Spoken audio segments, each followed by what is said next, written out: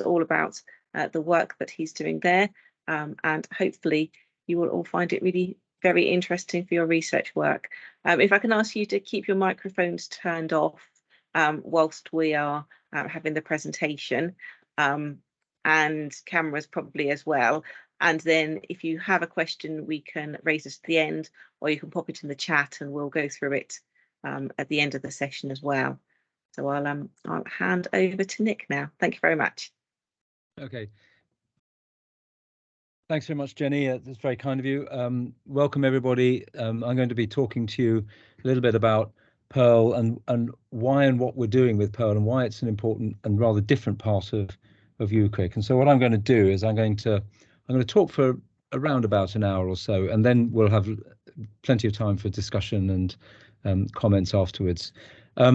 So first of all, Pearl, it stands for Person Environment Activity Research Laboratory, and it kind of does what it says on the tin. So I'm going to go through a little bit about what we mean by that kind of phraseology and why Pearl, with people, environment and activities, are part of UKCRIC about research on infrastructure and cities.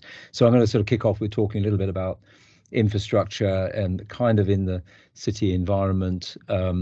I tend to work around mobility, so I'm going to use mobility as a kind of example, but we do much more than just mobility.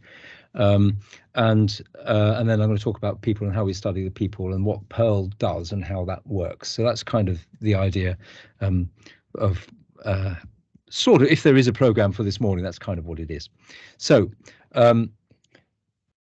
we started, Pearl was part of the original bid for UKCRIC, which was made, gosh, 2014 we submitted it. That's a long time ago, isn't it? And so UKCRIC, the essence of UKCRIC was all about if the government is going to spend huge amounts of money on infrastructure in the next 50 years or so, it needed to rethink what it meant by infrastructure and what was the research that was needed to be done to revise that concept so that we could make sure that the infrastructure being built was fit for purpose for the future generations who were going to be using it at that time. And therefore, they put in a resource to support the UKCRIC facilities, which you all know and recognise now. And that was kind of the point. So it's about researching how we support infrastructure.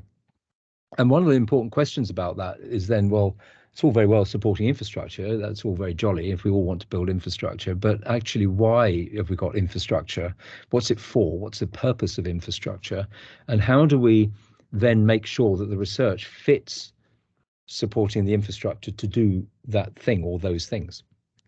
And that means we have to sort of kind of ask ourselves what infrastructure is. And if you go and look in the dictionary, infrastructure actually means something that stands underneath a structure. And so it's the kind of supporting mechanism for that structure. So that says to me, we need to think quite hard about what we think the structure is and what is it, that structure. And that structure in this case, because we're talking about infrastructure and cities, what we're actually talking about is the infrastructure that is going to be supporting society. How do people live? How does society progress? And what is the infrastructure that we need in order to be able to support society? So it's very important that we see that very high level vision here, because otherwise all we end up doing is building bridges or tunnels or roads or railways or whatever it is. And they may be very exotic and they may be very good and they may be very innovative and future proofing and all of those sorts of things. But if we don't know why we're doing it and what we're trying to support, then that all becomes rather futile. So the question then is, what is the infrastructure that you need to support society? And it may or may not be the kind of infrastructure that we've already got, or it may be or may not be the kind of things that we do. But if all we're really thinking about is that this infrastructure concept is something which is actually holding and supporting society, it can be all sorts of things. And so Pearl, in a way, is actually trying to tease out some of those things, in particular, the piece that relates to people. So the first thing to recognize is that the society that we're trying to support with all this infrastructure isn't a thing. So there isn't a a kind of solid thing that you say, here it is, this is society. So if that is society, then what we need to do is build this infrastructure and it will support that society. It doesn't really work like that, because society isn't a fixed thing. Society evolves. It's an organism. It's a process. It's a moving piece. And therefore, the infrastructure that is going to support it has to be able to move with that process. And so we look at the world as a whole, and we see that actually that process, which we call society, is simply one process within many that are actually forming part of the world, whether that's the ecological process or whether it's the biological one or the informational one or whatever it is. There's a whole host of processes that are going on that formulate, that enable society or societies to work in the world.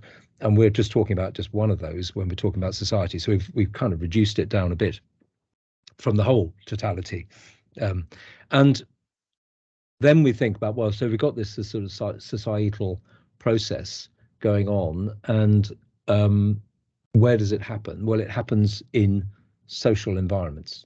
So a really important part of that society idea is that process is one about people interacting with each other. That's the difference between a bunch of individuals and a society. Is the bunch of individuals are separate and society is kind of together. And therefore this infrastructure that we're talking about is going to be something about how we make a process that enables that coming together of people. So when we look at that social environment, we can look at, we can sort of kind of break that down a bit.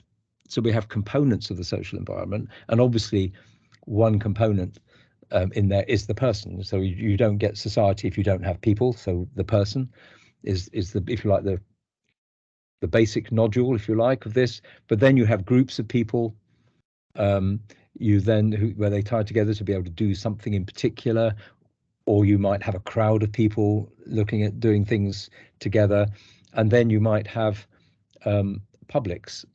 And publics is in the plural here, because the concept that we're talking about here is that what we mean by public is a little bit more refined than the sort of common or garden way of looking at public. And I'm just going to talk about that in a section. But in the end, all of those things added up create society. And so you've got this kind of nested structure in there that is what we mean by society. And that infrastructure that I've been talking about actually needs to be able to enable those individual people, those smaller groups, the crowds, the publics, and all to come together cohesively to produce a coherent society.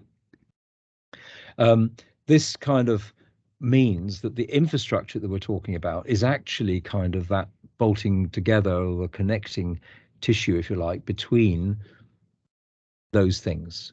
So that's kind of where we are positioning infrastructure in this dialogue.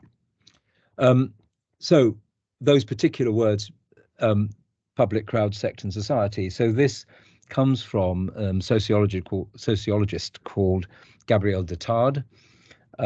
So he was one of the sort of very, very early sociologists. There were two very early sociologists at the end of the 19th century who kind of set up sociology as a science. One was called Émile Durkheim, and he was at the Sorbonne in Paris, and the other was Gabriel Detard. He was at the Collège de France. And Durkheim has had a massive influence on sociology ever since, partly because he had a lot of influence through the Sorbonne into French government at the time, and was able to initiate and influence policy making in the end of the 19th, early 20th century. Gabriel Detard was at the Collège de France, and the Collège de France didn't have that kind of political influence. So Gabriel Detard kind of had a slightly more hidden influence. But he's actually, I would say, he is actually one of the more interesting ones, because Durkheim said, basically, I create a social theory and I fit the people in it, and we get the evidence to show how it is, and we might adjust it a bit to suit. But essentially what you're looking at is a sort of mass of people. Gabriel Detard said, actually, society begins by people interacting with each other as individuals. You have individual psychologies, if you like, coming together, and those individual psychologies create the blossoming, if you like, that eventually creates society. So one is, if you like, top-down kind of idea of what society is, and the other one is a bottom-up kind of idea. And for me, I think Gabriel Detarde is a much better model for us to use. And so he talked a lot about those individual psychologies, but he also talked about things like publics. And publics to him were kind of groups of people who discussed issues, who thought about things and discussed. They might disagree with each other, but they had discussions. So a kind of example might be the sort of salons of Paris, where they discussed political ideas and policy and things like that. So you would have disagreements and conversations, but you had discussion. It was based on people communicating with each other, sometimes in person, sometimes by letter, at that time. And he kind of did talk a little bit about the arrival of trains and subsequently the telegraph, about speeding up communication, and whether or not that was actually a good thing for the publics and for the sort of kinds of discussions and debates that they were having.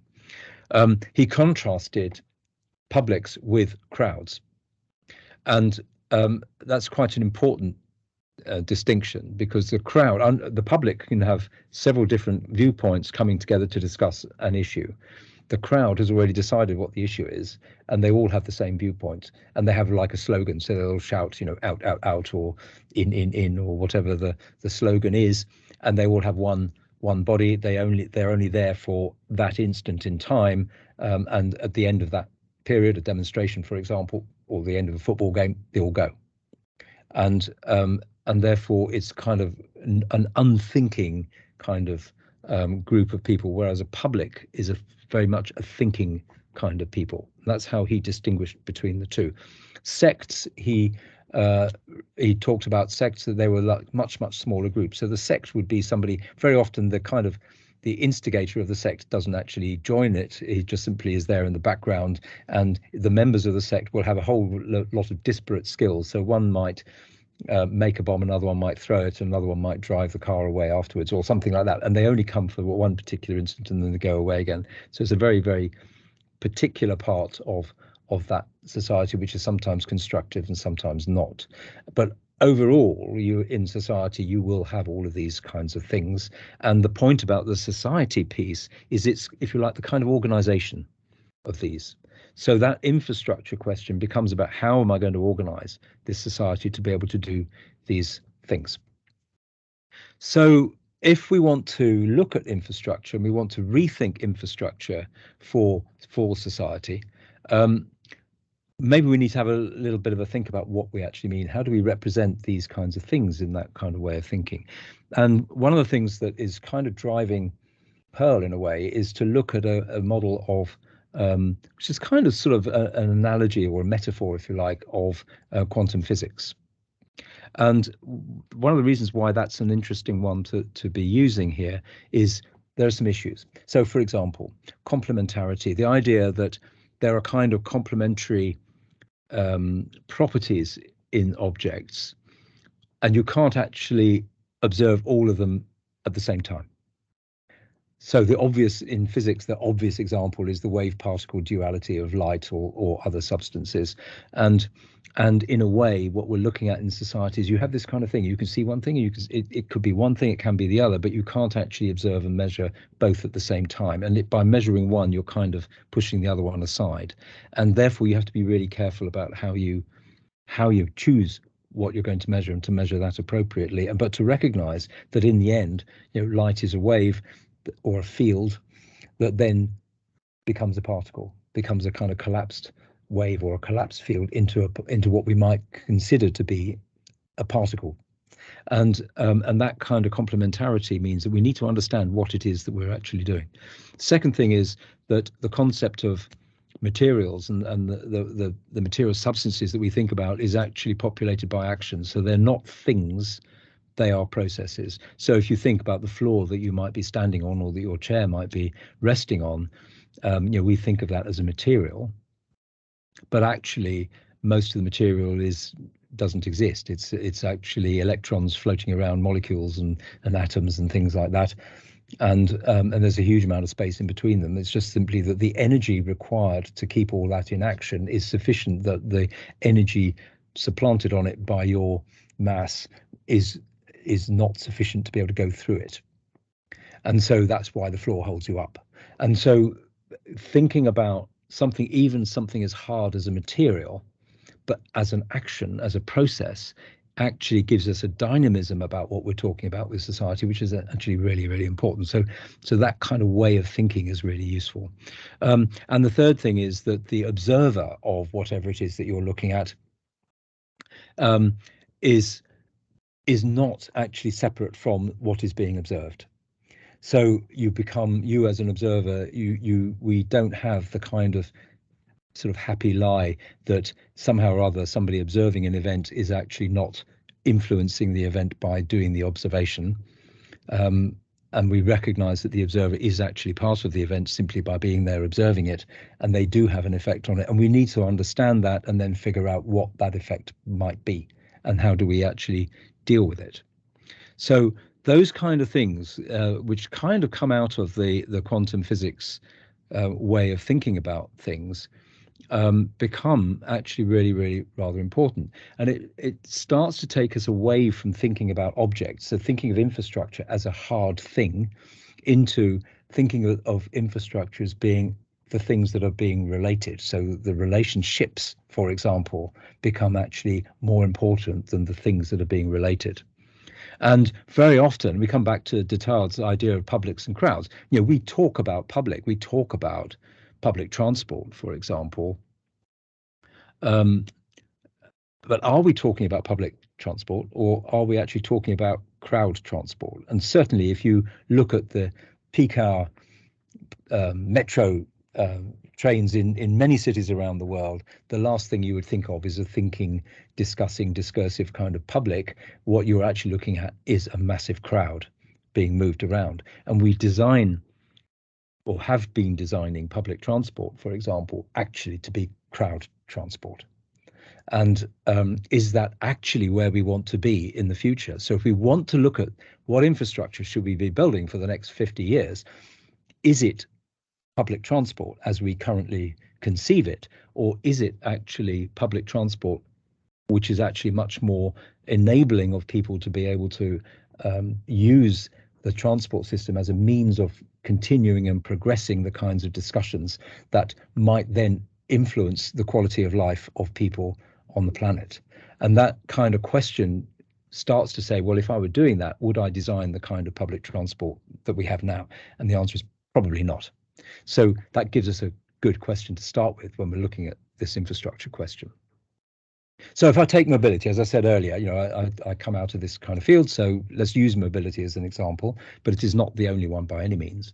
So we take mobility. Well, one question is, of course, what is it? So I'm sort of thinking around that. Well, it's one kind of expression of how people interact with the environment. So this is around the idea that why do I want mobility? Well, because what I'm doing, I can't do here, or what I want to do, I can't do here. I need to do, for some reason or other, I need to do it somewhere else. Now, that might be meeting another person. It might be doing another thing. All of those kinds of issues. But actually, inside all of this, it's about an interaction. So how do I actually change my environment in such a way that I can get to do that thing? And that is mobility. Now, that might mean bringing the thing to me, or it might be bringing me to the thing, or it might be simply changing my perspective of the world so that I see the thing differently. So we can kind of break it down into four pieces, and they kind of interlink in the way that you see there. So the first thing is, well, what movement? Okay, I think people can see that mobility has got something to do with movement. So movement is actually moving an object from one place to another. And it's also, funnily enough, an inherent characteristic of Homo sapiens. We aren't actually evolved to stand still. We're evolved to move about. And it's actually really, really very interesting. In terms of the neurology, you will see me, and many people will be making gestures as we talk. The interesting thing is that the neurological process to create the gesture actually starts before the neurological process to create the word that the gesture accompanies. you will see people on mobile phones walking up and down on a mobile phone. Well, not on the phone, they're carrying the phone, but they're walking up and down while they're talking on it. And and these are examples of the inherence of movement in Homo sapiens as a species. And that is a fundamental part of what we do. So we're not actually good at sitting down. This is very interesting when you think about the sedentary lifestyle that we now live in the 21st century. We are not sedentary as a species. We are actually mobile. And that becomes actually quite important as to how we do that and what we mean by that.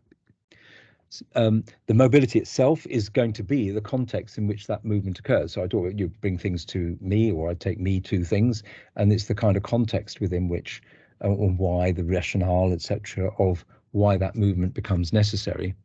And then we need to make sure that as it is so inherently important for Homo sapiens as a species, we need to make sure that everybody can actually do the movement. So the extent to which mobility is actually available to everybody is a question of accessibility. And this is fundamental to the equity of living in a modern society, that we don't have people who can't move, and therefore, thousands of years ago, they would have died because they couldn't eat.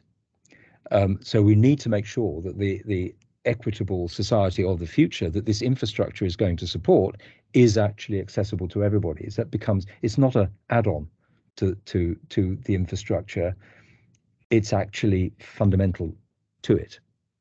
And you build accessibility into your infrastructure from the outset becomes a really, really important point. And then finally, transport itself is, if you like, the exogenous means of enabling movement. So actually, I can do quite a lot of moving without any transport. But sometimes I have to go farther, or I have to carry more things, or I need some assistance, or whatever it is, and I need some exogenous source of movement in order to be able to do that. That always constitutes a demand on energy. So we have a 1.5 ton car to move 70 kilos a person. Most of that 1.5 tons is actually moving the car rather than the person. And we need to kind of get all this in balance so that we can actually start to think about what we're doing. And if you're going to design infrastructure, we need to get this sorted out. So why do we actually move becomes a good question. What is it? I mean, apart from the inherent nature of it, walking up and down, talking on the mobile phone is all really great, but you're not actually going anywhere. You might be facilitating your thought process or your vocal process or whatever it is. And in transport research, generally speaking, we have things that we've considered to be aims, and a lot of transport research is around trip purpose, and they try and find all sorts of exotic ways of discovering what a trip purpose is. And I'm not going to go into the deep philosophy about purposiveness and things like that, but one of the results of that is that we create a transport system. We design a mass transport system like a metro network on the basis of aggregating a whole load of different people's trip purposes. There aren't two people on the train who have the same trip purpose, and we kind of just lump them all together because they're kind of near enough, and therefore we can do that. But actually, is that really why people are on that train? Is simply to go from A to B. Why are they making the journeys? Because if we can understand why they're making journeys, maybe actually we can make this journey process a lot better and a lot more sympathetic. And so purposes, we have two sorts of purposes. We have extrinsic purposes and intrinsic purposes. So the extrinsic purpose may be, I'm going on this train because I need to go to work. And my work is there, and therefore this is the way to go. That's an extrinsic process. An intrinsic process would be, I'm on this train because I'm improving my quality of life. Now, maybe the means of improving the quality of life is the result of doing the work, possibly, but that intrinsic process is actually much closer to our evolutionary drive than going to work. We weren't evolved to go to work. We were evolved to improve a quality of life. Now, we may choose to find a means of doing that, which might involve something called work. It only actually has done for the last 200 years. But that may be what we're doing, but actually, which is more important? Go to work or improve the quality of life? Fundamental question, because that really bears on our infrastructure. And that kind of sense of that intrinsic nature of that purpose, if you like, does actually start to drive what we're actually doing, because living beings, all living beings, they have this intrinsic creative potential. They are creating something. They are, whether it's another generation or whatever it is, but they don't actually need another life force in there to make them do it. So that is the inherence of living, is that that's what you're doing. And therefore, if we're wanting to support our society with infrastructure, this is the kind of thing that we need to look at doing. So if we look at a living system, what kind of aim does a living system have? And that's sort of kind of interesting. And one could argue that one aim of the living system is to gain a quality of life, or one could argue that maybe the living system actually is saying, well, quality of life may be that we pass life on, and it becomes something to do with the next generation. And in other words, we're on this great planet, and we are part of a huge, 4.5 billion year process on the planet, and that's what we're doing. But we're doing it really by creating the next generation of the species in order to be able to improve that quality of life over the years, beyond the immediate lifetime of each individual person.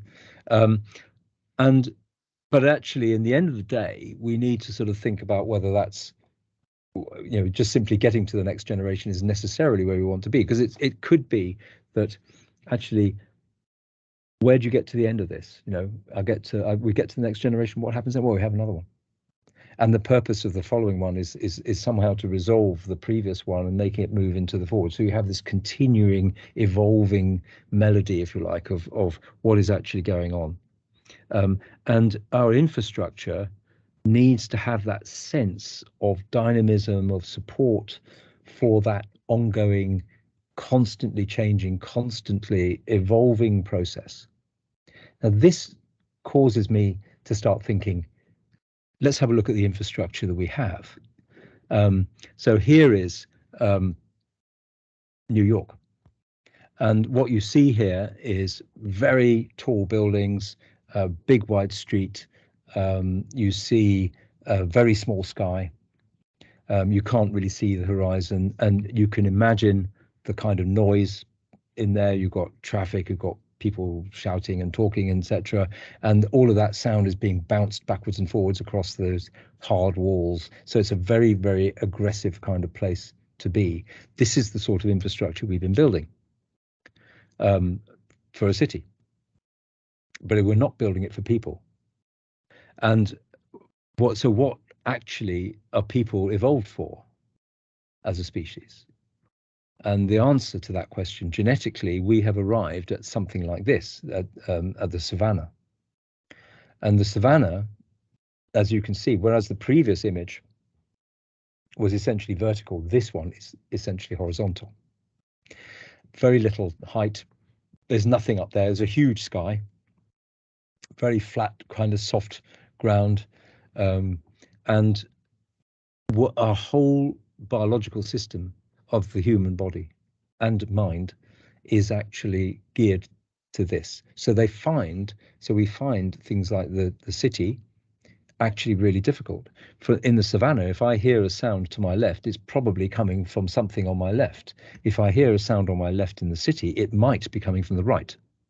So I have to go through a whole mental process of figuring out, is the sound that I hear on the left actually coming from the left, or is it a reflection of a sound which is actually being delivered from the right, but being reflected from the left? Because my response in those two different cases would be quite different. And that might be a survival issue. So it's important to me. So that adds a layer of cognitive processing simply to be in a street. So why are we building streets that kind of do that? One of the other interesting things is that as in the sort of previous climate catastrophe, the desertification, if you like, of the Sahara. So when the Sahara, before the Sahara was a jungle, when it became a desert, there was a whole swathe of desert which went across from Africa through what is now the Middle East, through into China, into the Gobi Desert, what is now the Gobi Desert, and so on.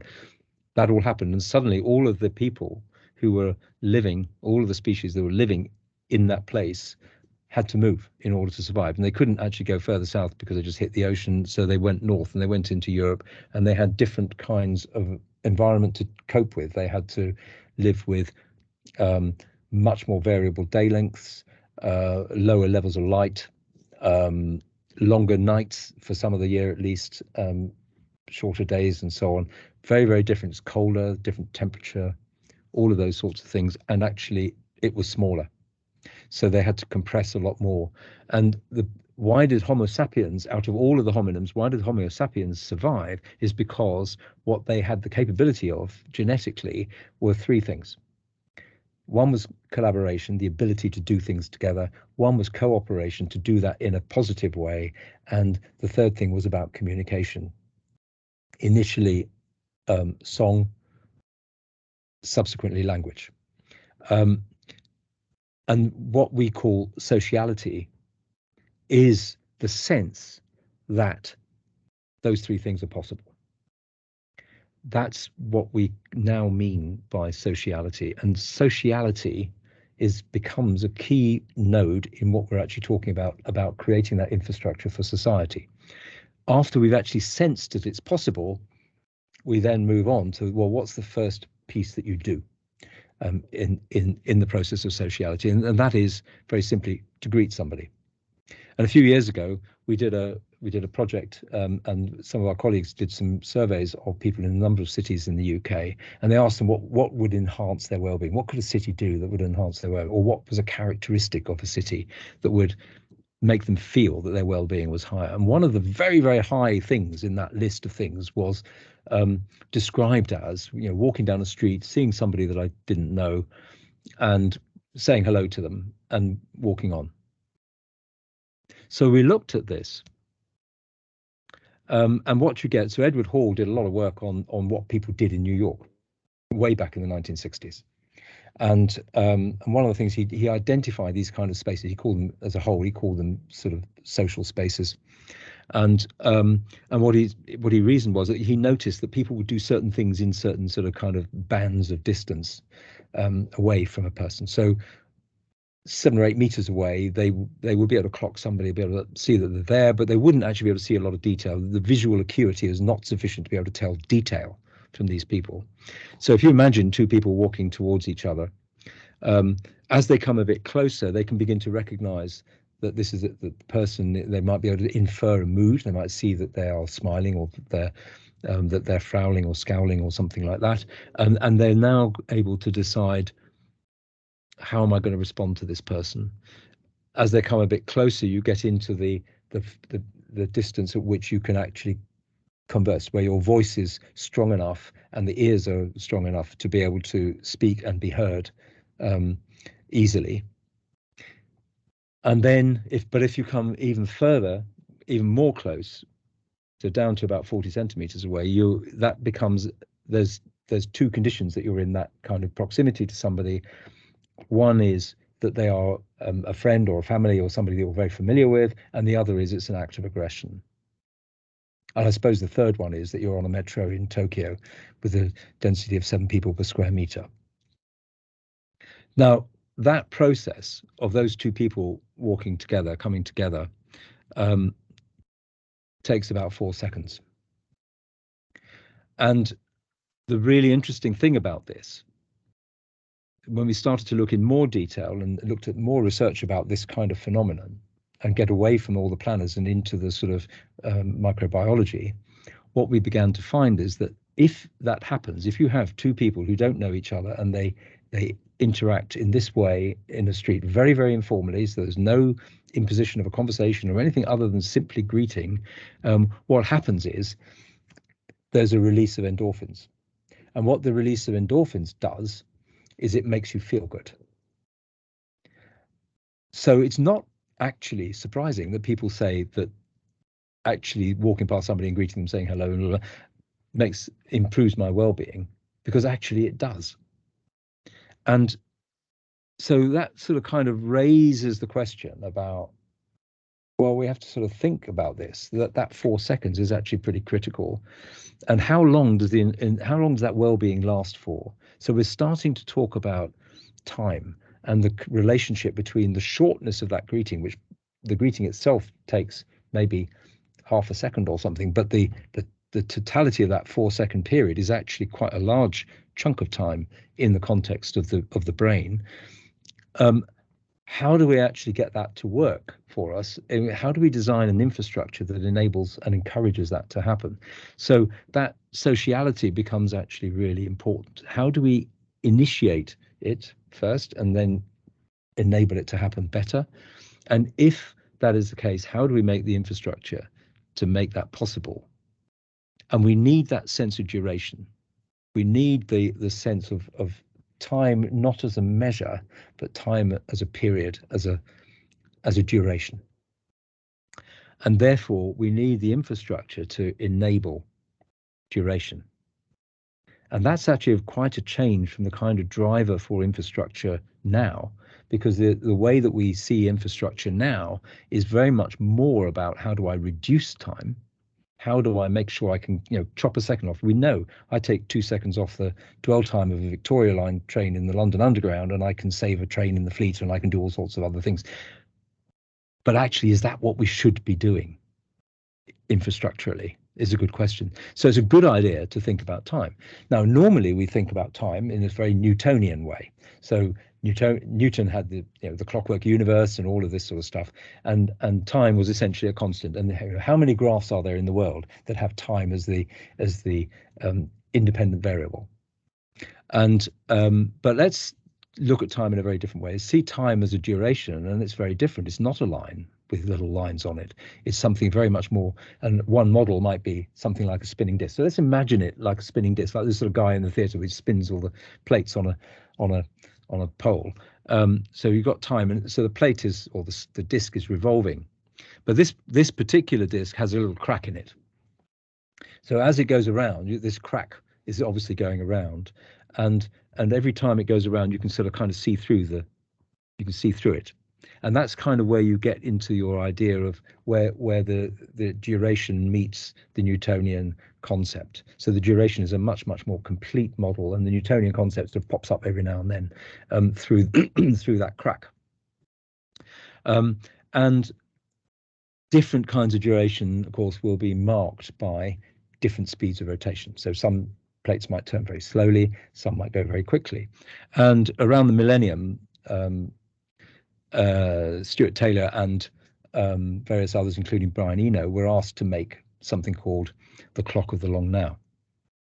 And what they were looking at was they looked at time overall, and what they decided was that actually they've got this kind of idea of cycles, but the cycles all go at different speeds. So if we go back to my disc, the discs are turning at different speeds. So fashion was one that they identified. So fashion goes quite quickly and becomes quite important, because if you miss the fashion, you're completely out of date.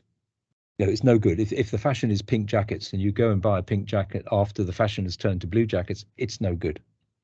And that's kind of missing the crack as it's gone around. You can have the same thing with commerce. Commerce, maybe fashion, they reckon fashion was about 3 months cycle. They think commerce, most businesses operate on a kind of annual basis. If they have a longer term thing, it'll be a bunch of annual processes. Then they talked about infrastructure as a decadal process. So decades, think of infrastructure in decades between renewals and things like that. Governance, changing a governance system might take in the order of centuries. Changing a culture could be millennia. We are still in a Judeo-Christian culture in the West that's been around for a couple of thousand years, and so there are other cultures and so on. Look at the Chinese cultures and things like that. They've been going around for a very, very long time. It's very hard to change cultures, and even if you try very hard, it's pretty difficult to make it stick.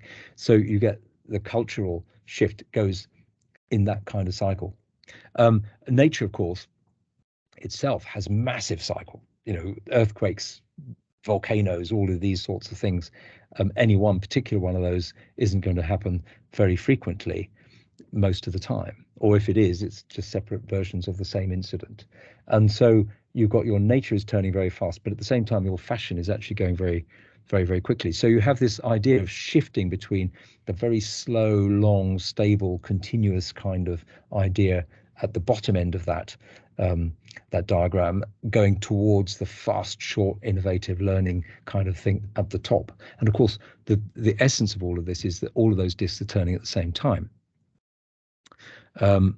So you only really get a problem when they all of those cracks all line up. And when all of the cracks kind of line up, you have a problem. So I mentioned about the pink jacket and the blue jacket, right? So the fashion, if you're trying to set up a business, you need the change in fashion and your business cycle to kind of match, so that you can make the investment at the right time to be able to capitalize the fashion. So you want to line up those cracks. If they all line up, you could have a very dramatic effect. And actually, interestingly, COVID, for example, was an example where they all lined up. So the natural evolution of a virus appeared, and it changed people's concept of culture about how we think about other people. It changed governance, about what governments did and how they did it and who they got to do it. It changed infrastructure massively. It changed commerce. It brought new businesses in and killed others. It changed fashion. So that's because it all lined up in one go, and that doesn't happen very often.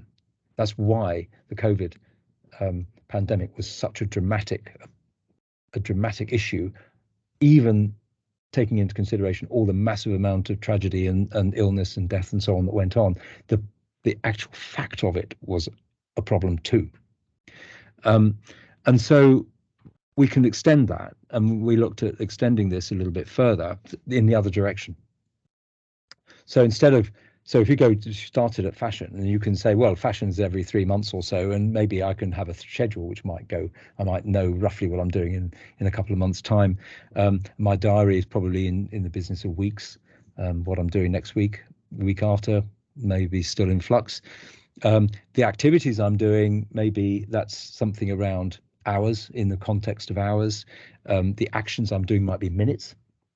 The reaction that is going on might well be in seconds, and the response that my brain is making to all of this might well be in milliseconds.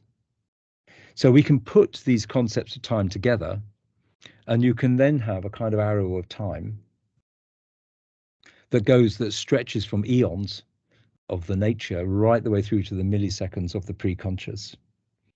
And you can then supplant on that it's very hard to foresee what's going to happen in a few millennia from now.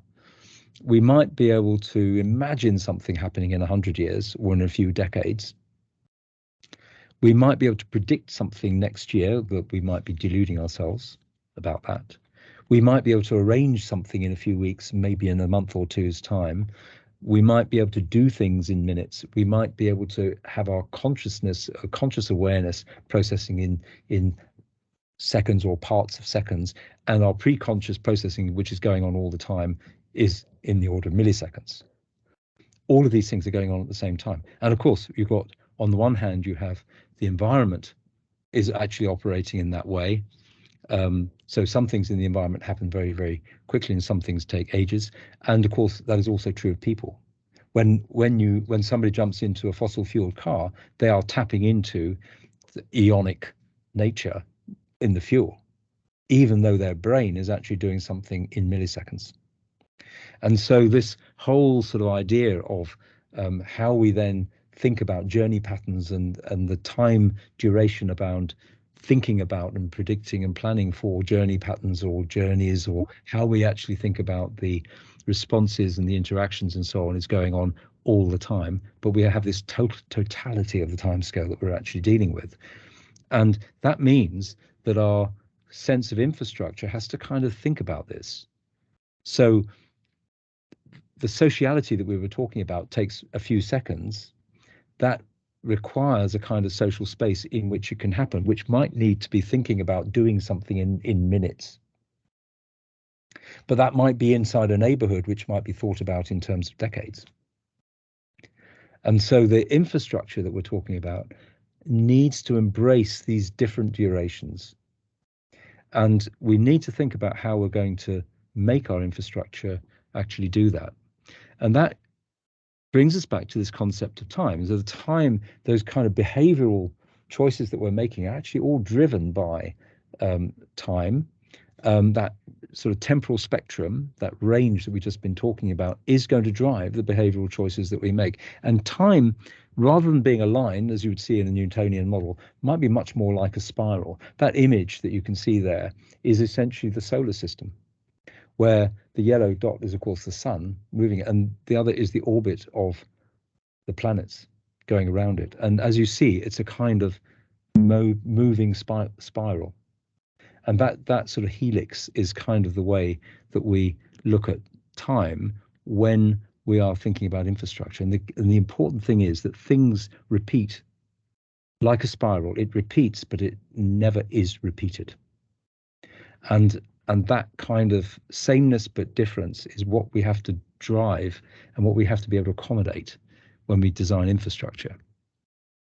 So those kinds of macro outcomes that we see, which could be somebody making a journey or whatever, actually, or the number of people in a train are actually made up of millions of independent micro decisions, which are all based on those millisecond kind of effects going on in each of the individuals in that train. And that means that we have to sort of kind of think about this, because we've kind of looked at the macro of that. We said, I need to put 2.5 million people across the Circle Line in London every day between 8 o'clock and 9 o'clock in the morning. And that has driven our decisions. And that's why we have a very compressed transport system in London, is because that's what we have done. But actually, coming back to my earlier point, should that be what we're doing in the future? And I think it's very interesting. Alfred North Whitehead was very, very interesting on this. And he said, well, actually, methodologies live and die, and frankly, you know when one's dying because it's kind of no longer dealing with the main issues. It's sort of, it's fulfilling itself, and people sit there making models to make it fulfill itself, and they're all terribly happy. And there comes a point where everybody starts arguing about some minor issue, about some parameter of a parameter of a parameter, and actually it's going to die. And every methodology has its own life history. And I think we've kind of got to the point where, in mobility terms, the kind of models and the kind of conceptions that we've been dealing with over the past 100 years or so have kind of arrived at that point. And we need a new way of doing it. Society changes, as I was saying earlier. We need to make sure that the infrastructure that we're talking about morphs with it. Otherwise, it won't work. In fact, we really would like the infrastructure to morph a little bit in front of society. So as society morphs, is the infrastructure is kind of ready for it. That may be wishful thinking. So the question comes: here we all are in a research network. So what are we going to do? What's the research? What's the transformation in research that we need to have in order to answer that question about what's the infrastructure for future generations? And that brings me to PEARL.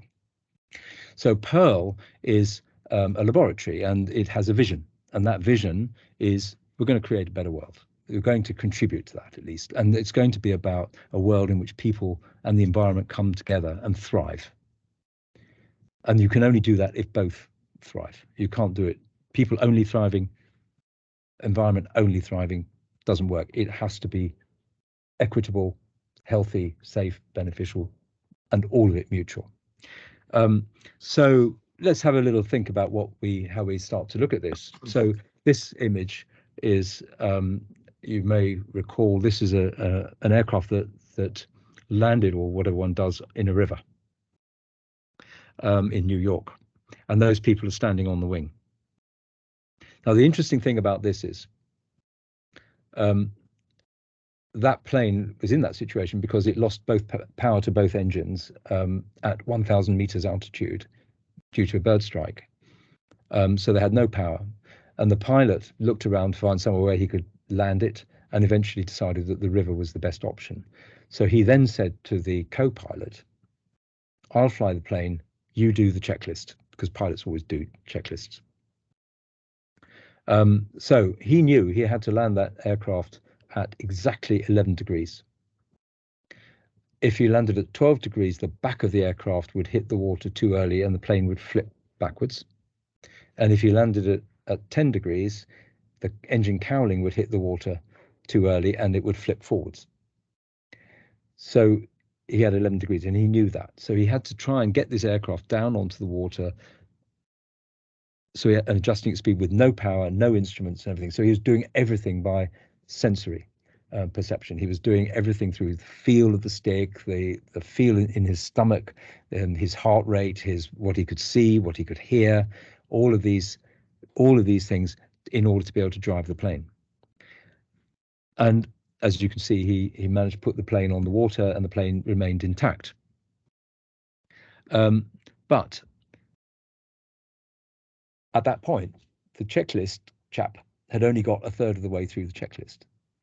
And this is kind of the difference between how the human brain looks at a problem and how an algorithm looks at the problem. They are fundamentally different. And what the pilot was doing there was exactly what the human brain was designed to do. That's the evolution of the human brain, was to be able to make those kinds of decisions out in the savannah or wherever it was, and in this case in an aircraft. But the algorithm, the kind of thing that we invent for a machine to do, doesn't work. In fact, the last item on that list, on the checklist, was to close all of the air valves on the aircraft. And he hadn't got that far because he's only a third of the way through. And therefore, that aircraft in that photograph is sinking. That's why they had to get all the people off very, very quickly. So what we realize is that if we want to create an infrastructure that is going to support people in the environment and all the activities that they want and need to do, we have to think about how the human brain works to survive. And that really means shifting from seeing the world as a bunch of discrete positions that are kind of the same and they're static, and you simply sort of somehow shift from one to the other, into something which is actually much more fluid and flowing. And how do we actually manage flowing? So the pilot could cope with flowing. He was flowing. His brain deals with flowing information. The algorithm is only piece by piece by piece by piece. And that difference becomes really important. We need to be thinking about infrastructure as a flow. Verses said, a famous microbiologist, he said, trouble with microbiologists is that they can read the notes in the score, but they can't hear the music. In other words, they're focusing far too much on the minutiae, that they can't see the bigger picture. And that is something which we need to be able to sort of think about that, because when we come back to our mobility question, we want to make sure that we're not just sort of worried about all the minutiae or the macro version of minutiae. We need to be understanding much, much more about the bigger picture. And I was saying earlier, what's the aim? Well, the aim is to improve the quality of life. It isn't simply to get from A to B. If all we think about is how you get from A to B, what we're going to provide is a very poor, short-term, fixed, unusable system. So we're looking at the interactions that people are making, and those interactions involve the brain. So we need to have a little bit of a think about that. So our kind of reaction, those things that happen, is kind of, you can imagine things happening in the environment. We detect those things happening through our sensory pathways, eyes, ears, nose, etc. The brain responds by doing something. It might release some hormones. It might decide to do something else. It might decide to do nothing. You then create a kind of updated perception of what you think the world is about. You then react to that perception, and then you change the environment, so you go around the cycle again. So that's kind of going on all the time in your brain. And as we look at that in a slightly different way, what you then have is this idea that you are changing the environment by the actions that you take. And what you notice in the middle of all that, you have a kind of spirally version of time going up there, which is quite similar to the concept of time we saw with the galaxy, where the time was essentially, the planets essentially were doing the time revolving around the sun as the sun was moving along. And it's a little bit like that. And so what we're aiming to do is to build infrastructure that can support this. So we have to build infrastructure for the brain. And the brain, bless its soul, has one thing to do. It just is there to help us survive. We're there so that we can get that better quality of life, and therefore that is about survival. And so we can have a quick look at a brain. And one of the things that people are often quite surprised about, because it's very hard to find diagrams that show this, is that the brain is asymmetric. The two sides of the brain are not the same size. And very annoyingly, a lot of neuroscience is based on looking at the brain from the bottom upward. Why? I have no idea. So what you end up with is that the right is on the left and the left is on the right. And what you see here is that the right hemisphere is bigger than the left hemisphere. And there's been a kind of twist. So it's actually off center. So although your skull is a fairly sort of symmetrical kind of shape, the brain inside is slightly shifted so that the frontal cortex of the right side is bigger than the frontal cortex of the left side, and the occipital cortex, or the rear cortex of the left side, is bigger than the rear cortex of the right side. And that actually has implications as to how things actually work.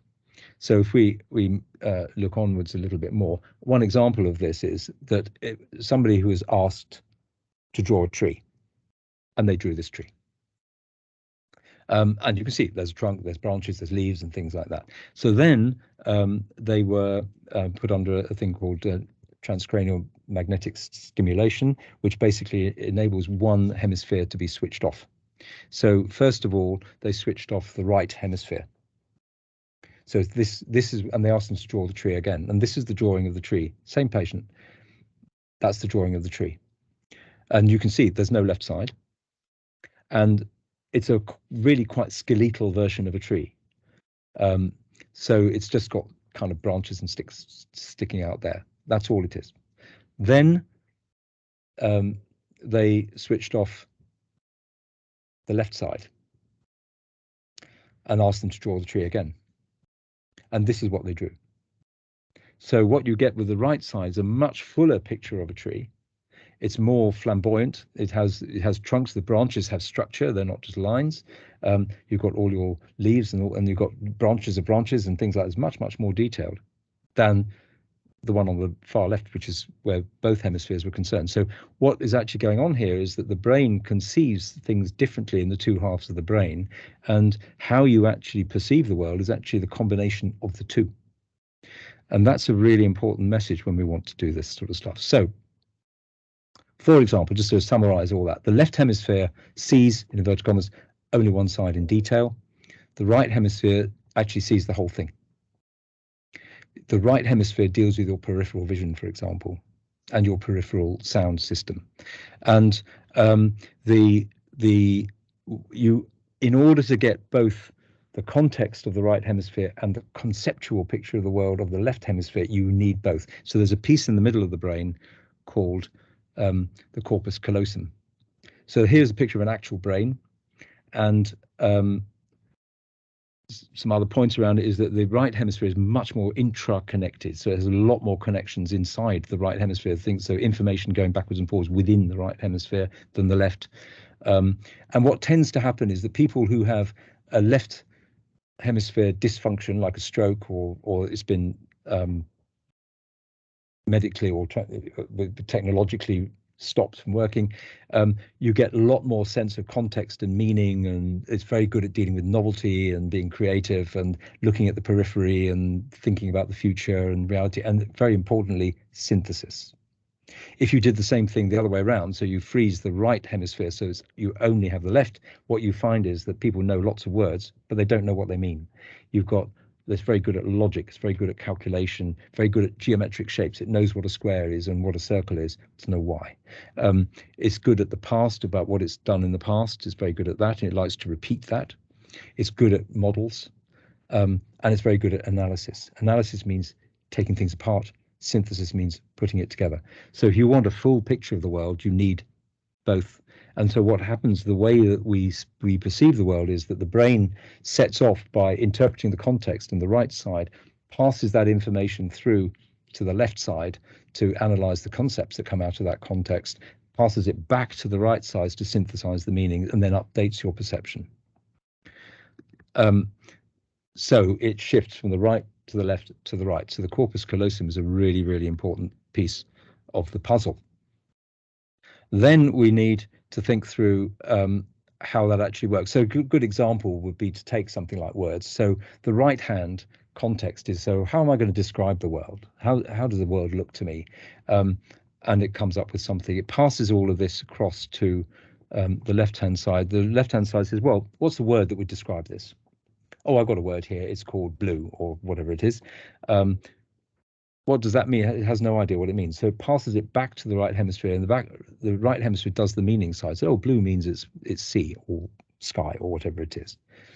And it's that passage, and that's what we are doing all the time at the millisecond level.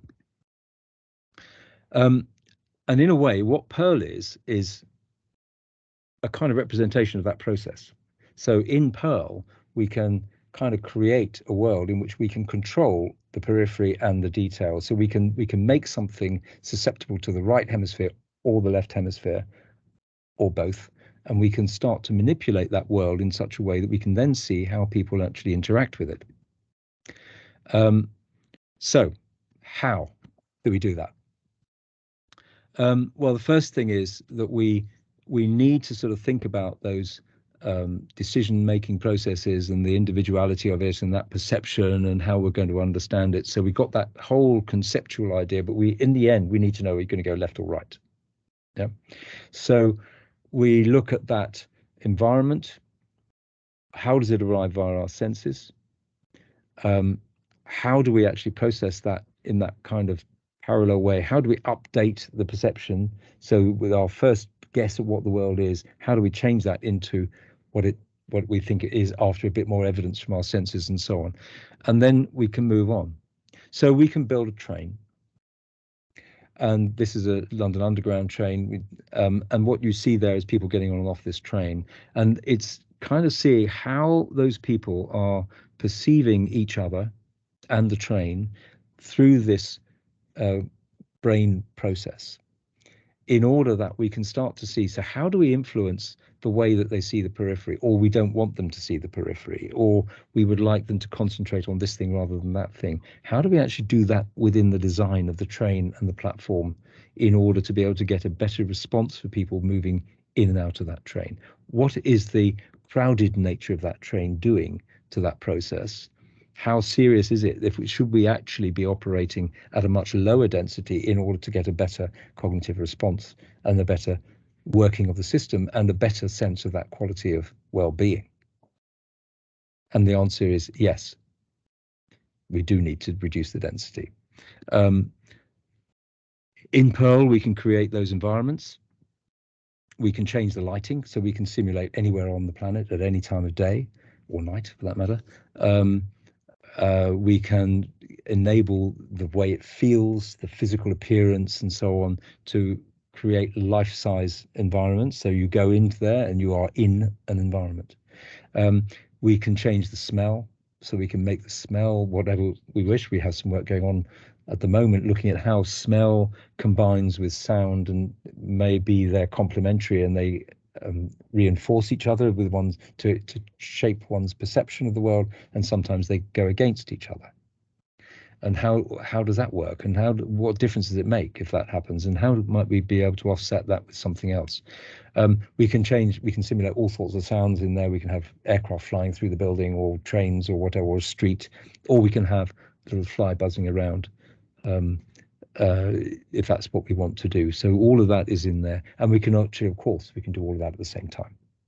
So we can create a world, because that's what goes on in the world. You don't have one sense only being changed. You have the whole world, and what we do is create that world.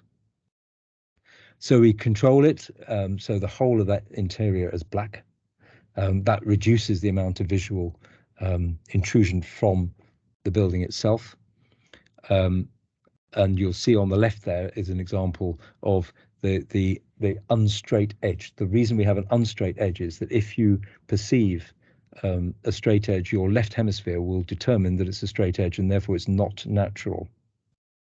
So by having it wavy, the left hemisphere doesn't care because it doesn't understand it. And your right hemisphere, which is dealing with the periphery, because it's all black and distant and you can't really see anything, it just assumes there's nothing there. And therefore, we can then put into that world the things that we wish to put into it, so that you are then able to, we can then manipulate by using different kinds of environmental feature, we can then manipulate how you see it. This, for example, is a park. On the left is a real park, on the right is a park that we built for a psychiatry experiment. That tree, by the way, is real. And we were able to use our lighting system to give the tree its nice light. It's completely thrived. It got very depressed when we put it outside. Another environment we built was a supermarket. This is a supermarket. And you might think, first sight, that just looks like a supermarket and that all looks really cool. But actually, it's a supermarket designed to look like, or look how a supermarket appears to somebody with autism. So you see the light, very brash, millions of packets of eggs in there, because having 3 packets of eggs often gives them a problem of which one do they choose. So it feels as if there's thousands. And so which one do I choose is a really difficult question, those sorts of things. And we made the sound a little bit brasher and things like that because they're very sensitive to those kinds of sounds. And that was then played to supermarket operators so they can see what their supermarkets actually look like to somebody who has this kind of problem. We can put fog in there. So this was a visibility test for buses, not that you could see the bus, although you might find it difficult under certain circumstances, but this was actually about the legibility of the signs and introducing a new kind of technology. So we needed to see how people would see it under different atmospheric and lighting conditions.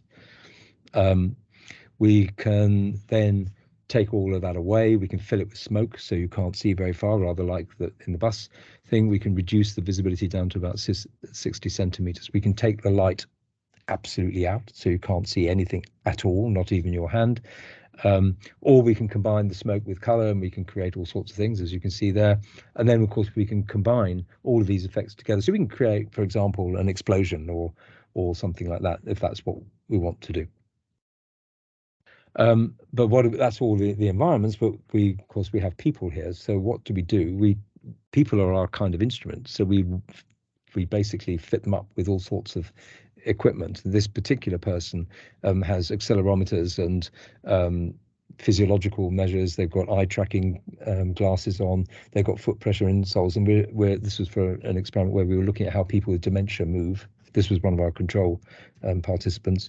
And then we can follow how their head moves as they navigate around a space. And then we realized how the way that their head moves actually makes it really difficult for them to figure out what the space is because of the way that their eyes are moving. So the way their eyes move within their head while their head is moving becomes very complex. And it's not terribly surprising that they don't actually recognize people, for example. So we can begin to explain some of the things that we observe with people with dementia in an environment, and then we can begin to think, how can we actually make the environment a bit easier for them?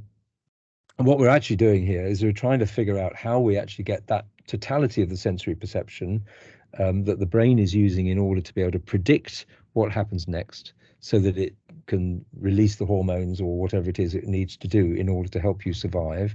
And therefore, how we change the design to be able to stimulate that to happen rather better. And that's kind of what Pearl is all about.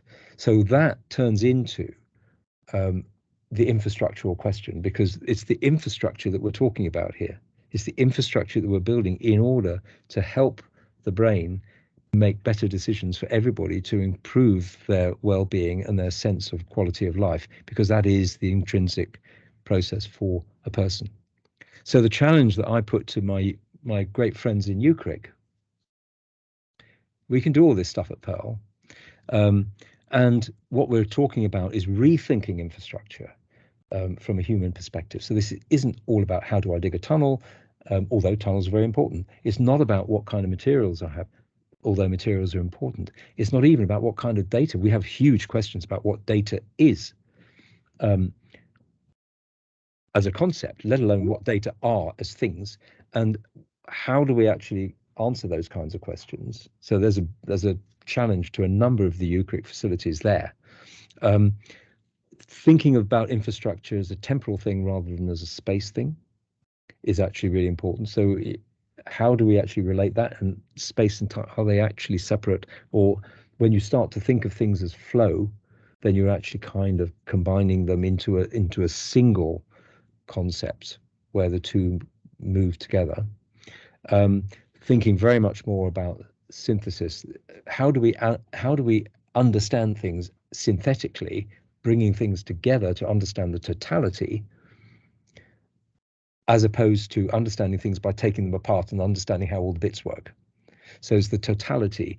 The pilot landing on the river had to deal with all of that sensory information all at the same time. We actually look at 65 senses in doing that. The brain is doing that all the time.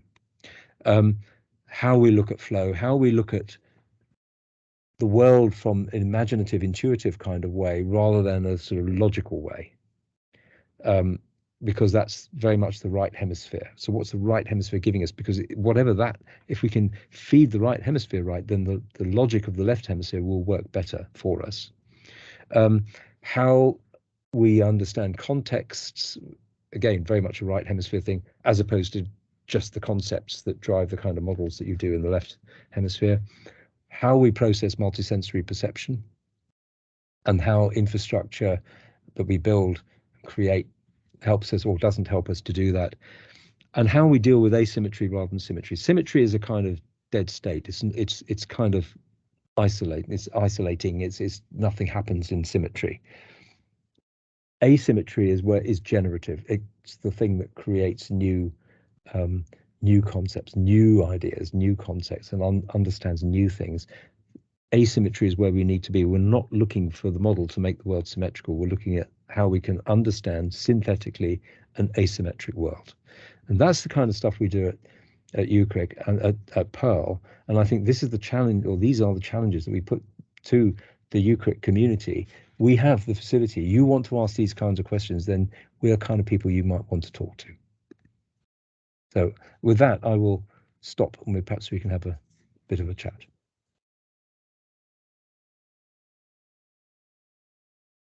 Thank you very much, Nick. That was a really very comprehensive and interesting presentation. So thank you for your time and effort putting that all together. This is the time for people in the room to offer up a question or a thought about kind of what we've just heard Nick talking about. So feel free to pop your camera on and ask the question on the microphone, or pop something in the chat if you would prefer to. I'll open the floor.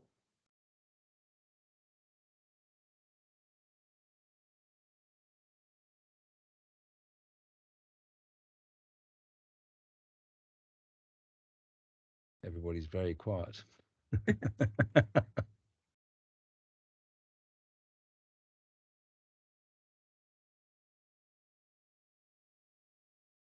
What I'd suggest is people come and have a look, because it's one of those kind of buildings. I mean, and the scale of it is very hard to imagine from those photographs.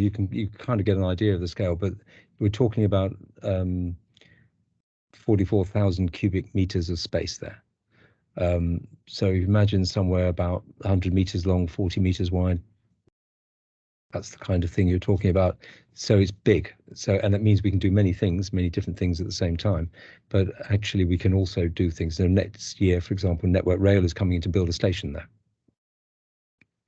So we can look at how people interact with different bits of the station under different lighting conditions, and with trains going through the station and all that sort of stuff. So that's quite hard to imagine that scale from just pictures on a screen. So I do encourage you to get in touch and come and have a look.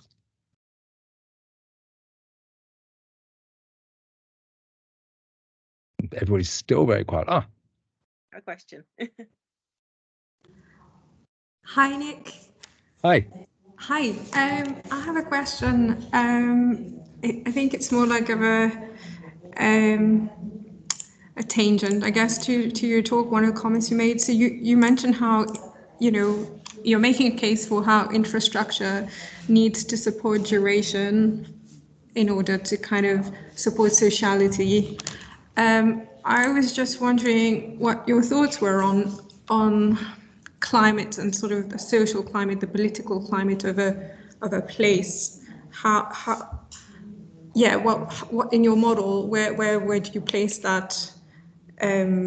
Because yes, the same space can behave differently depending on the tone set by leadership or, you know, our society. So yeah, we've seen that during COVID. I just wonder if you had thoughts on that. That is a really, really very interesting question, and we do actually look at that. And interestingly, I mean, last night we had the local borough council here for an event of theirs, and one of the things that we were discussing with them is how they made decisions and what their council chamber looked like. And they said, well, maybe the way that the council chamber is, which has been like that for the last 100 or whatever it is years, maybe that affects the decisions. Just saying that if we have a so for example, the House of Commons is very adversarial because the building is very adversarial. And you know, Winston Churchill very famously said, you know, we first we shape our buildings and then our buildings shape us. Actually, before we shape the buildings, we have a sense of how we see the world being. And obviously at that time, adversarial approach was seen to be the way to do things. Now, I don't think you would build a debating, well, because they saw it very much as debating. I don't think if you were thinking of governance as being much more discursive, you wouldn't build something like the House of Commons. But do you build a radial circle? Do you build groups of tables around? Do you mix people up? Do you have them all sitting in their political parties or whatever it is that your division is? Because each of those things would actually change the way that you would decide something about the public space or something else like that. And we were discussing the possibility of being able to recreate their council chamber and then try different kinds of arrangement inside to see how they perceived making different decisions. They could even have actual meetings there. I mean, you know, we could actually see if the decisions are different under the different arrangements. And I think recognizing that the political, when you're talking about infrastructure and the built infrastructure in the world, you are talking politics because ultimately it's going to be a political decision, even if it's a private enterprise paying for it. We need to understand how that political process works just as much as we need to understand how the architect works or the engineer works in order to produce it. And it's not just something that kind of just floats about and then somehow something happens, because that way you get really bad decision making.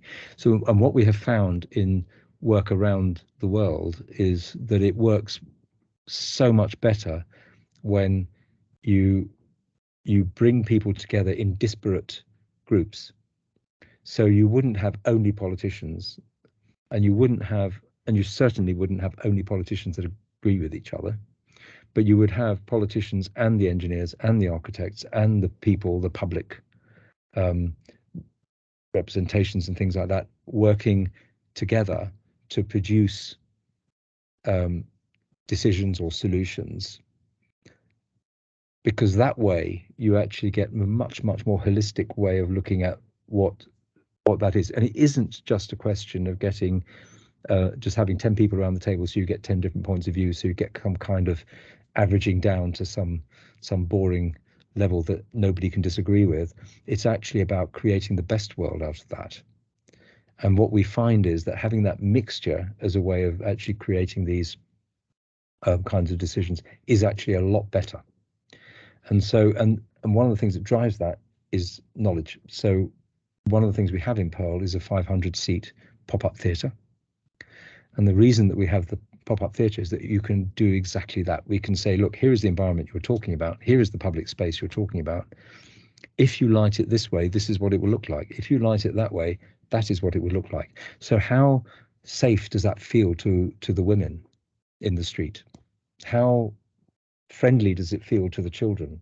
How does it suit the engineer, the maintenance engineer? How does the politician feel about that being a representation of the society that they're trying to govern? those sorts of questions can come out in that kind of discussion in a way that they really do not come out in the traditional way of trying to create that public space. And I think it's by enabling the conversion of all that knowledge that we can generate within the UKCRIC environment, including Pearl, and actually putting that into a form that the people who are going to be living those decisions can actually relate to and discuss with each other. That's actually how we would approach the kind of question that you were asking, if that helps. Okay, so I got Tracy.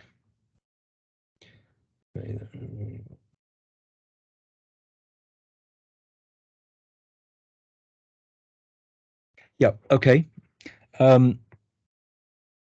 Yes, I mean, I think this is a really interesting one. Of course, the climate change issue, of course, has been heavily driven by the Industrial Revolution. That's the sort of kind of corner of the hockey stick. And so, yes, it has been getting worse for centuries, but actually we're at a kind of catastrophic level here. And we do actually have to think very hard about that. I think our choices are reducing by the minute.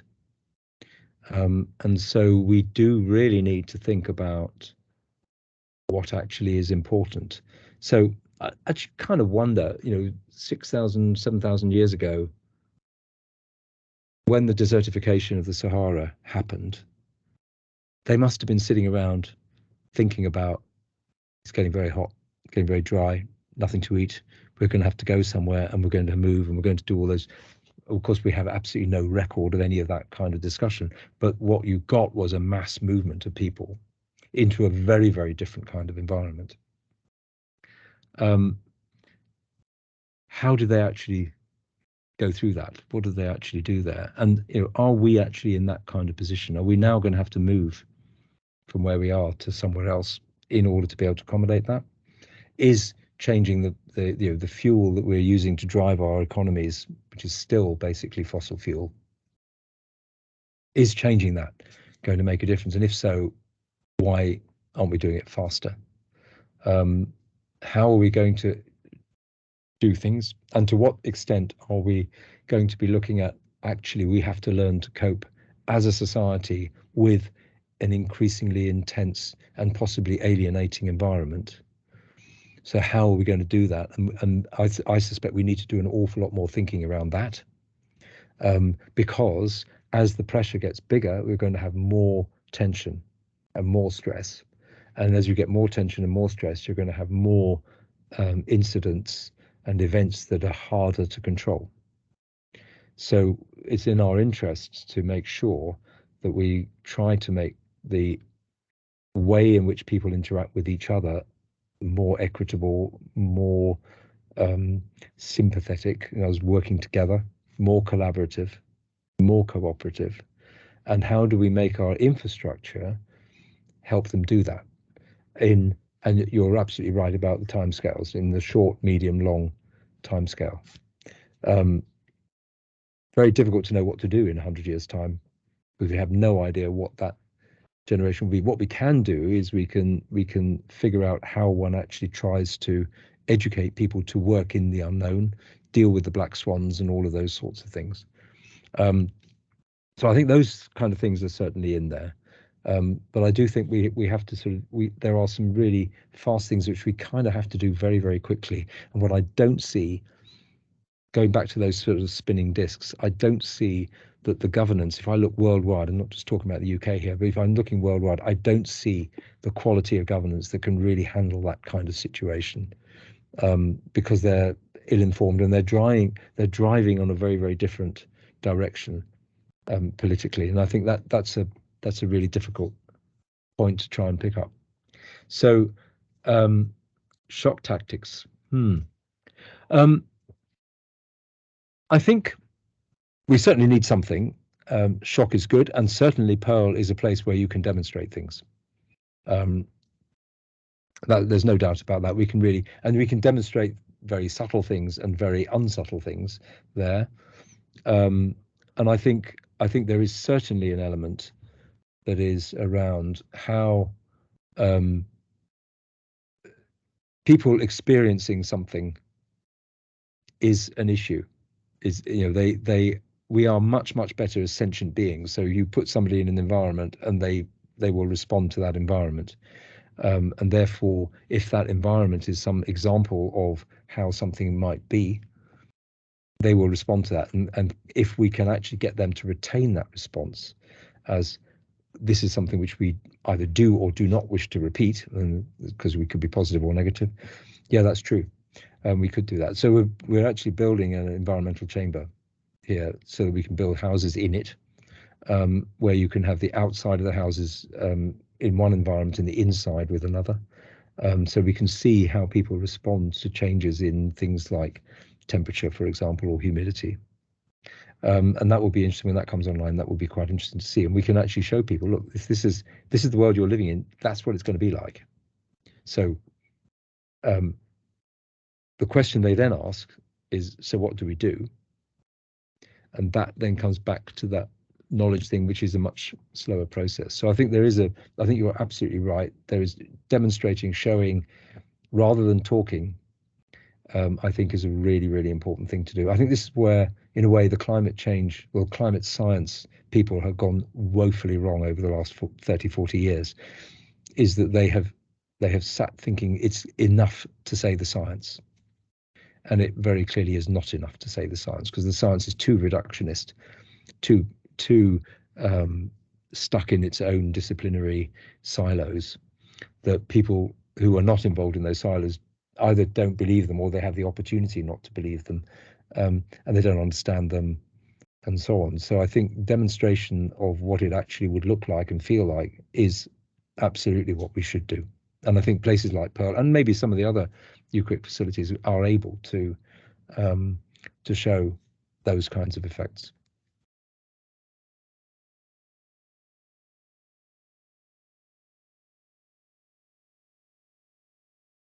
Does anybody want to come and play at Pearl?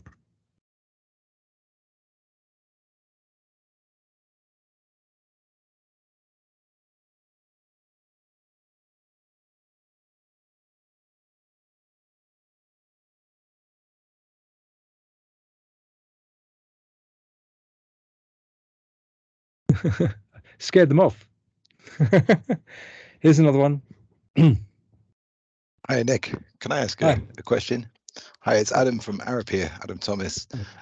Firstly, great presentation. I thought it was absolutely fascinating, especially all the stuff about social interaction and like hinging it on that and looking forwards to what we need to create is a really interesting viewpoint. My question is about ecological validity, because it's something that I've struggled with in my lab experiments. Obviously, you've got this amazing facility where you can simulate physical environments and sound, light, etc. But how do you account for participants, actually knowing that they are participants in a study and actually having sensors and stuff around them to measure their response? I mean, this is always an issue with any experiment doing anything at all, and one does have to. We have to look at that, and there is always that danger. It does vary a great deal between the kinds of experiments. So, for example, when we had the train, so we had how many was it? 150 people getting on and off a train 450 times in a 3-week period. It was very interesting. This was a big concern because, yes, we're sitting in a shed, and there is this box which looks like a train, and I'm getting on and off it according to the instructions, etc. This is not exactly your, if you like, as you live it experience. It's very interesting because the first 2 or 3 runs of the experiment, it just didn't feel quite real. And I was beginning to get a little bit worried, but after that it actually all settled down, because actually I think in the end they got so bored they just behaved as if it was a train, and we ran validation tests and things like that to make sure that what we were getting out of the experiment was equivalent to people doing this in a real train and in the normal peak hour kind of environment, and actually it followed very much. And actually we had some people, funnily enough, from Arab who were the project engineers of that particular project and at the time, and they came in and they looked at this experiment. Oh no, people are not. They're not doing what they would do in the train. They're going too slowly. We need to get them faster. So I got the Arup people. I took 6 people out of the participant base and put the 6 people from Arup in. I said, make it go faster. Let's see what happens. So the Arup people all jumped up, very enthusiastic, because the great thing about Arup people is they're always enthusiastic. So it's really great. So they jumped into this and they were very enthusiastically trying to make people go faster. And it was actually the slowest time. Why? Because in the end, people do what people do. They interact with each other. And actually what had happened was that they just put themselves into this world because that's the world they were in. And they just responded to the world. So somebody coming in and just trying to make them go faster, they do exactly the same thing as if somebody tried to make them go faster on the train in the station, which is kind of resist it. And so actually the behavior was surprisingly consistent with the real world in a case like that. Other ones where we actually load them up with kits. So we have brain scanners, for example, so we can have people wearing brain scanners and doing things. And you really are very aware that you're wearing a brain scanner. As I'm sure you can imagine. But even there, we can create the world in such a way that we can get useful data out of that. So we had, for example, we had 2 people, we had pairs of friends, navigating along a pathway which had obstacles in it. So which meant that they had to kind of negotiate who went first. Around the obstacle, and they weren't allowed to speak. So that was the one thing. So they had to just sort of figure out how they're going to do it. And what we've been looking at is how the 2 brains communicated. So they were not aware that their brains were communicating. They were totally aware they were walking down a pathway with lots of obstacles in it, but whether it was in a laboratory or on a real street didn't matter for that kind of experiment. So it varies a great deal, but you're absolutely right. And it's something which we work very hard at producing, that ecological validity. We're doing some work right now with e-scooters. So we're creating a sound for e-scooters. And the sound that we're creating comes out of our studies of the evolution of human hearing. So it's not kind of tune. So therefore, to test this before we start putting it on e-scooters, we're testing it very much in the laboratory, and we create an ambisonic zone. You'll be familiar from the Arup Sound Lab, for example. This is a little bit like that, bit bigger. And so we can immerse people in their urban soundscapes and then see how they responded to different sounds and so on, so that we can start to pick out the kinds of sounds that would work on a scooter. That is a very abstract kind of environment. They're standing in the middle of basically a space with and immersed in this 3-dimensional dynamic sound. But it's very, very interesting how they just respond. So I think there are, and what we do is we work very hard to make it as real as we can, but recognizing that we are in a laboratory. And of course, what then comes out of what we do then goes into a trial on the street. The difference is we can go from, we're sort of kind of halfway between the kind of clinical or computer-based research laboratory, which is completely artificial, and the real world, which is too messy to be able to know what's going on at any one time in the experiment. We're sort of kind of halfway in between. And therefore, yes, of course, we can validate the minute details with the clinical lab, and we can validate the more macroscopic things with the real world. And we're kind of in the middle where we can do a bit of manipulation of both. So you're right. I mean, ecological validity is absolutely kind of thing we take very seriously. It's hard, and it drives a lot of the way that we design the experiments. That's interesting. It sounds like, really you just need to be very careful about what you measure. Do you know what I mean? Yeah. And what you choose to measure essentially is the main point. Yeah. But also that at scale, like the train experiment, for me, that does feel like it'd be more valid, right? Do you know what I mean? Because you've got that participation really of many people in there together, and that behavior en masse, if you like. Yeah. Cool. Thanks, Nick. Cheers. I see another one. Hand up there. Thanks for the interesting presentation. I have a question about the following. So how PEARL studies facility and modeling and simulation, if it's a good idea at all, can support each other for infrastructure planning and development. To be a bit maybe more specific, whose, for instance, perception mechanisms or responses, etc., should be studied? Is it users, or also it can be decision makers, for instance? And for which temporal horizon it makes sense to have such integration or support? Yes, I mean, I think it's a really interesting question.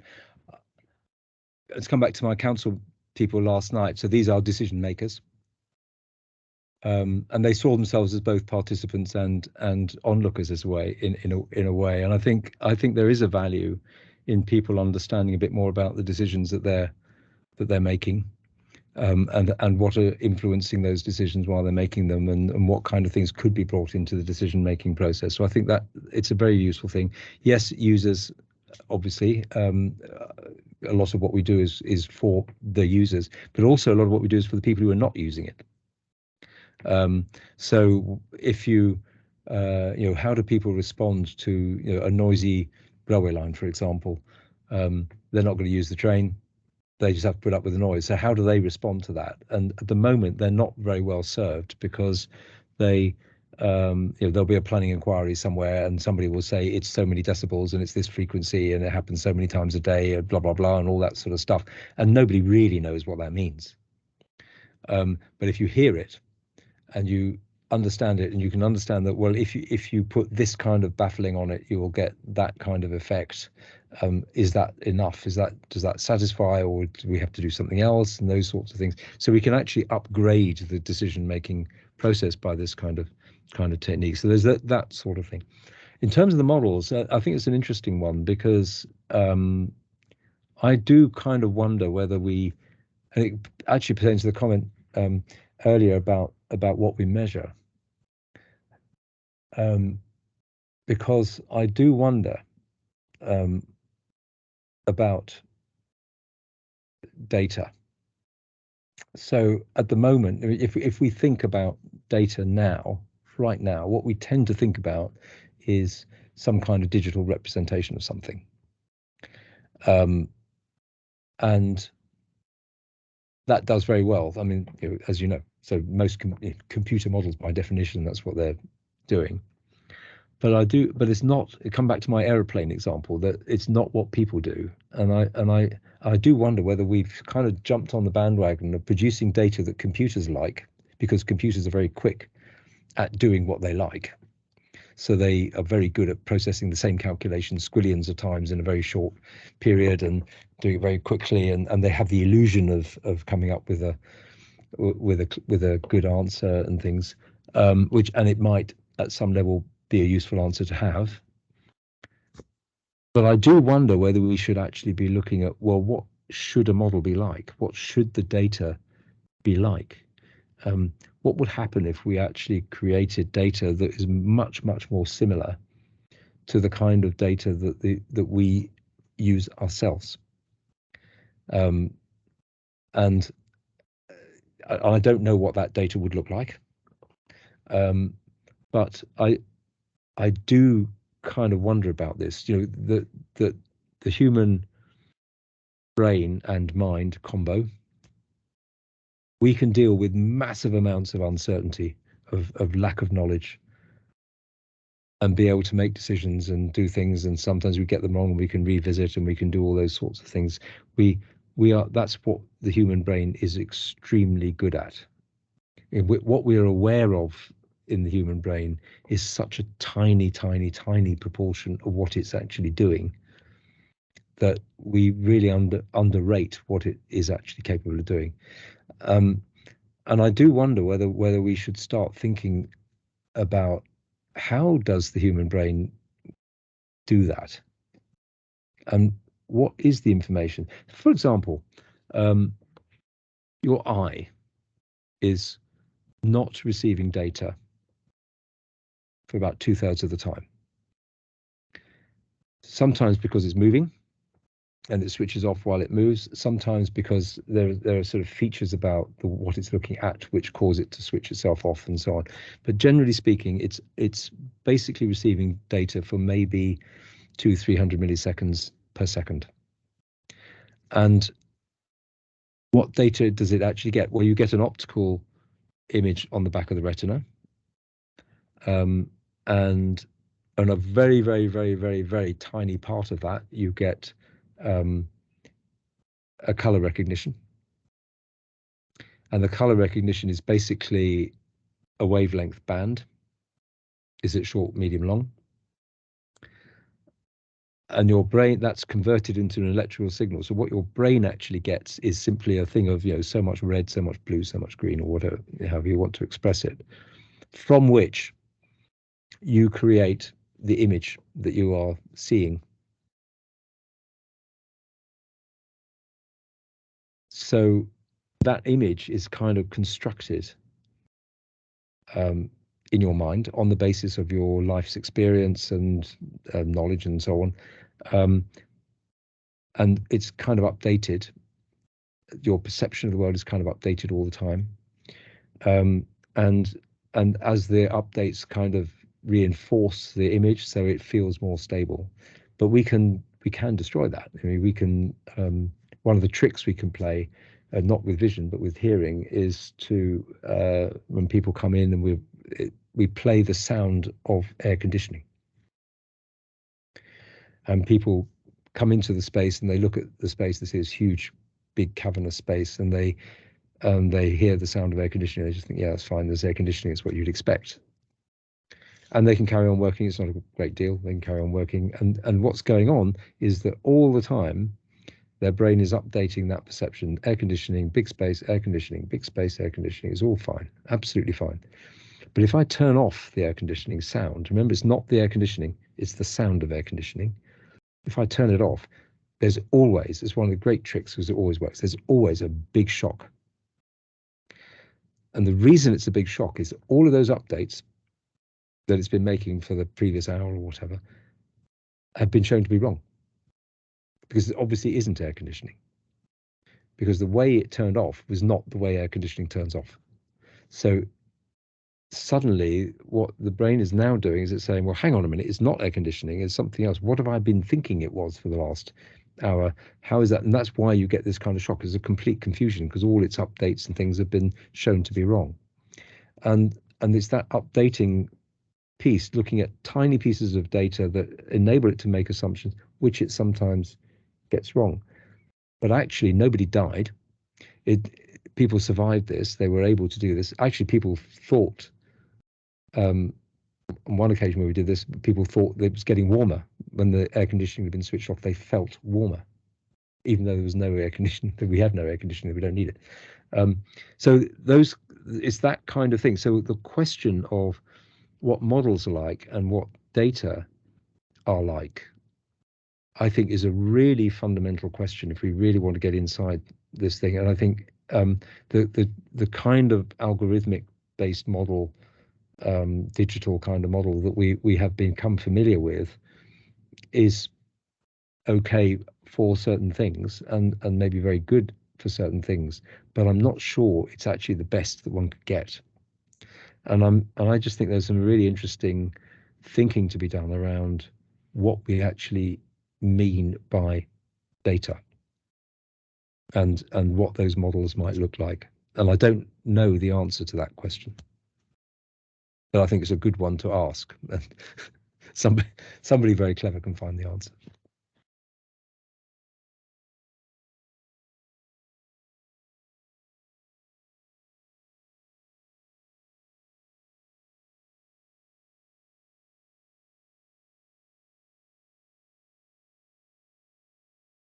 Right, well, I think that's maybe it. There's no more questions in the chat as far as I can see, and no more hands, unless anyone has a last minute quick question that they are itching to ask. Otherwise, I'm sure Nick will be happy to answer by email. Yeah, sure. His address Yeah, there is on the do screen. ping me an email. That's fine. Absolutely fine. Brilliant. And I can highly recommend looking through the pearl.place email address at some of the the videos and things like that, seeing Pearl in action, and seeing some of the kind of the events and things that are coming up, and things that they've done there already. I presume we could follow you on things like Twitter and other social medias and all that. Yes, there's a Twitter handle called Pearl Place with an underscore, and there's UCL Pearl on LinkedIn, so you can follow us through those sort of things. Yeah, but always ping me an email. That's fine. Perfect. Great. Well, thank you very much, Nick, for Thanks for the opportunity. your brilliant talk and all your time today. You're really very welcome. Pleasure. And thank you everyone else for turning up and being here on this this seminar today. I hope you've enjoyed it, and you've learned a lot about Pearl and everything that it's everything that it does, and all the other all the other things that Nick's brought to us today. So, but if anyone has any questions or queries about UKCRIC, the Doctoral Skills Network, or anything like that, then feel free to contact me. And otherwise, enjoy the rest of your day. Thank you very much for your time. Goodbye, everybody. Thanks, everyone. Thank you. Thank you.